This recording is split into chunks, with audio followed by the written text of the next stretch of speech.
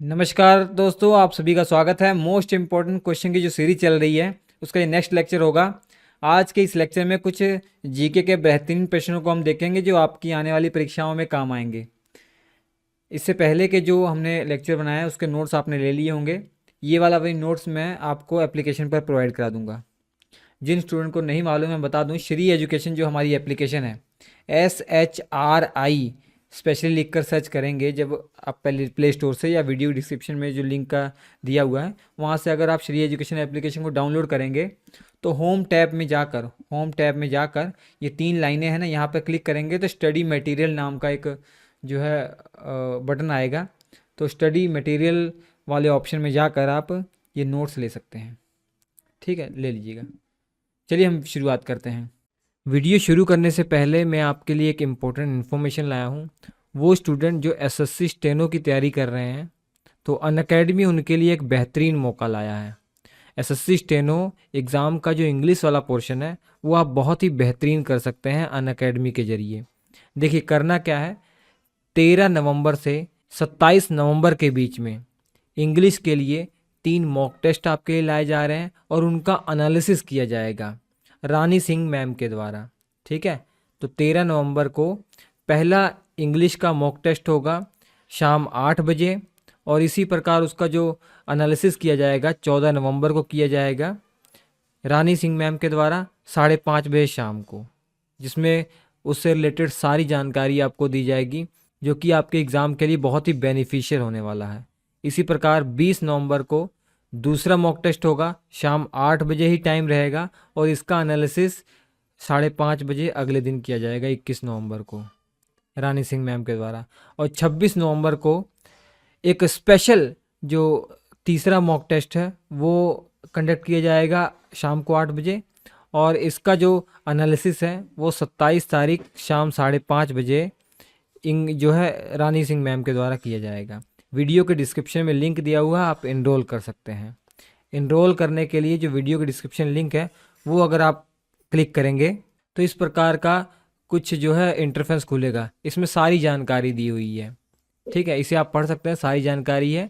3 test होंगे और 3 उसके एनालिसिस होंगे। पूरा शेड्यूल है, यहाँ से इनरोल कर लीजिए और आपको जो है नोटिफिकेशन मिल जाएगा और टाइम पर आके आप मॉक टेस्ट दीजिए और उनका एनालिसिस होगा।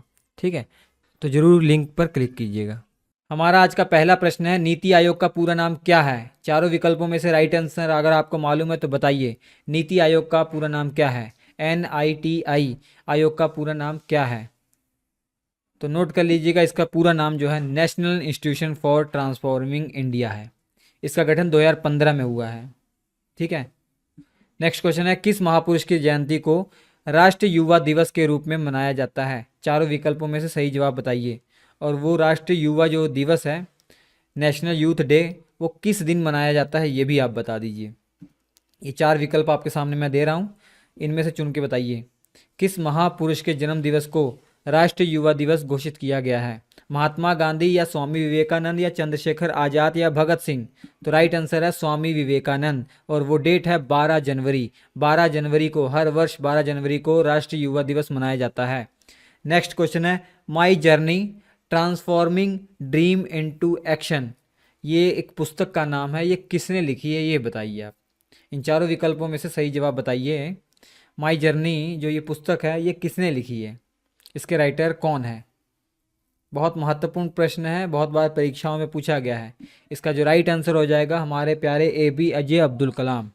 ठीक है, APJ अब्दुल कलाम, इन्हें मिसाइल मैन के नाम से भी जाना जाता है। ये भारत के राष्ट्रपति भी रह चुके हैं, ये भी आपको मालूम होगा। 11वें भारत के राष्ट्रपति थे ये। नेक्स्ट क्वेश्चन, निम्नलिखित में से कौन सा युग्म सुमेलित है? चारों विकल्पों में से आपको बताना है।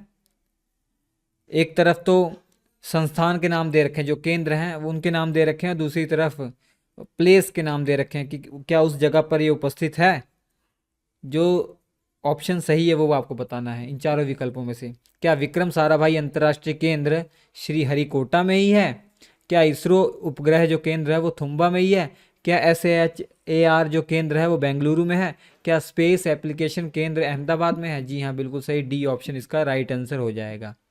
नेक्स्ट क्वेश्चन, प्रथम एक दिवसीय अंतर्राष्ट्रीय क्रिकेट मैच कब खेला गया था? पहला जो वनडे इंटरनेशनल मैच है, जो वनडे मैच है वो कब खेला गया था? फर्स्ट ओडीआई मैच जो है वो कब खेला गया था? चारों विकल्पों में से राइट आंसर आप बताइए। क्या 1971 में खेला गया था? क्या 1972 में खेला गया था? क्या 1974 में खेला गया था? क्या 1975 में खेला गया था? तो राइट आंसर दोस्तों इसका 1971 हो जाएगा। ठीक है। कहाँ पे, किस ग्राउंड में खेला गया था? ऑस्ट्रेलिया और इंग्लैंड के बीच में मेलबॉर्न जो ग्राउंड है वहाँ पे खेला गया था। किसके किसके बीच में हुआ था? ऑस्ट्रेलिया और इंग्लैंड के बीच में हुआ था। नेक्स्ट क्वेश्चन है, सिंधु सभ्यता निम्नलिखित में से किस युग में पड़ता है? सिंधु जो सभ्यता है वो निम्नलिखित में से किस युग में पड़ता है? आपको मालूम होगा पूरे आप इतिहास को पढ़ने की दृष्टि से तीन भागों में बांटा गया है। प्रागैतिहासिक काल, आद्य ऐतिहासिक काल और ऐतिहासिक काल। तो जो सिंधु घाटी सभ्यता है ना वो आद्य ऐतिहासिक काल में पड़ता है। सिंधु घाटी सभ्यता आद्य ऐतिहासिक काल में पड़ता है। हमारे इतिहास का वो समय जिसके बारे में जो हमें जानकारी है केवल और केवल पुरातात्विक साक्ष्य के आधार पर मिलती है, जो खुदाई हुई है वहाँ से उस आधार पर मिलती है। अर्थात वहाँ के बारे में, उस समय के बारे में कोई भी जानकारी लिखित रूप में उपस्थित नहीं है, उपलब्ध नहीं है, तो वो काल जो है वो प्रागैतिहासिक काल कहलाता है। और ऐसा समय जिसके समय के बारे में वहाँ के लिखित साक्ष्य भी मिल गए हैं और पुरातात्विक साक्ष्य भी मिले हैं, लेकिन जो लिखित साक्ष्य हैं वो हम पढ़ नहीं पाए हैं। केवल पुरातात्विक साक्ष्य के आधार पर हम उस समय का इतिहास बताते हैं। उनमें से एक सिंधु घाटी सभ्यता है। तो सिंधु घाटी सभ्यता आद्य ऐतिहासिक काल का भाग है। जबकि ऐतिहासिक काल की हम बात करें तो यहाँ पे लिखित साक्ष्य भी मिले हैं और पुरातात्विक साक्ष्य मिले हैं, और दोनों को हम पढ़ भी पाए हैं। दोनों ऐतिहासिक जो आपके लिखित साक्ष्य हैं उनको हम पढ़ भी सके हैं। तो ऐतिहासिक काल के बारे में जो जानकारी के स्रोत हैं लिखित भी हैं और पुरातात्विक भी हैं। नेक्स्ट क्वेश्चन, जुते हुए खेत की खोज कहाँ की गई थी? वो कौन सा हड़प्पा स्थल है जहाँ पर जुते हुए खेत के साक्ष्य मिले हैं? इन चारों विकल्पों में से जो राइट आंसर हो जाएगा कालीबंगा हो जाएगा, कालीबंगा में। ठीक है। नेक्स्ट क्वेश्चन, सिंधु सभ्यता का जो सबसे बड़ा स्नानागार पाया गया है वो कहाँ पाया गया है? इन चारों विकल्पों में सही जवाब अगर आपको मालूम है तो बताइए। तो बहुत ही आसान है। जो सिंधु घाटी सभ्यता का सबसे बड़ा आप स्विमिंग पूल कह सकते हैं जो पाया गया है वो मोहनजोदड़ो से पाया गया है। ठीक है। कहाँ से? मोहनजोदड़ो से पाया गया है। इसके अलावा नेक्स्ट क्वेश्चन, निम्नलिखित पशुओं में से किस एक का हड़प्पा संस्कृति में पाई मोहरों और टेराकोटा कलाकृतियों में अंकन नहीं हुआ था? ये चार आपके सामने पशुओं के नाम हैं। इनमें से वो कौन सा पशु है? ना ही वो मोहर पे छपा हुआ है, हड़प्पा सभ्यता के समय जो मोहरें चलती थी, ना ही वो मोहरों पे छपा हुआ है, ना ही जो मिट्टी के बर्तन बनते थे उस पर छपा हुआ है। इसका राइट आंसर जो है ना वो गाय हो जाएगा। ठीक है। नेक्स्ट क्वेश्चन है, सिंधु घाटी सभ्यता का कौन सा ऐसा स्थान है जो अब पाकिस्तान में है? इन चारों विकल्पों में से। तो बहुत आसान है, हड़प्पा जो स्थान है ये पाकिस्तान में पड़ता है। ठीक है। और हड़प्पा ही वो पहला स्थल था जो खोजा गया था, इसलिए इस सभ्यता का नाम हड़प्पा सभ्यता भी है। सिंधु घाटी सभ्यता का नाम हड़प्पा सभ्यता भी पड़ता है। देखिए मैं आपको बताऊं, सिंधु नदी आपने देखा होगा मैप में, तो सिंधु नदी के ही किनारे शुरुआत में सभी स्थल मिल रहे थे, इसलिए विद्वानों ने इसे सिंधु घाटी सभ्यता का नाम दे दिया। लेकिन बाद में चलकर देखा गया कि सिंधु नदी के किनारे ही नहीं, ये बहुत दूर दूर तक फैले हुए हैं। गंगा नदी के आसपास भी ये फैले हुए हैं और महाराष्ट्र तक ये फैले हुए हैं।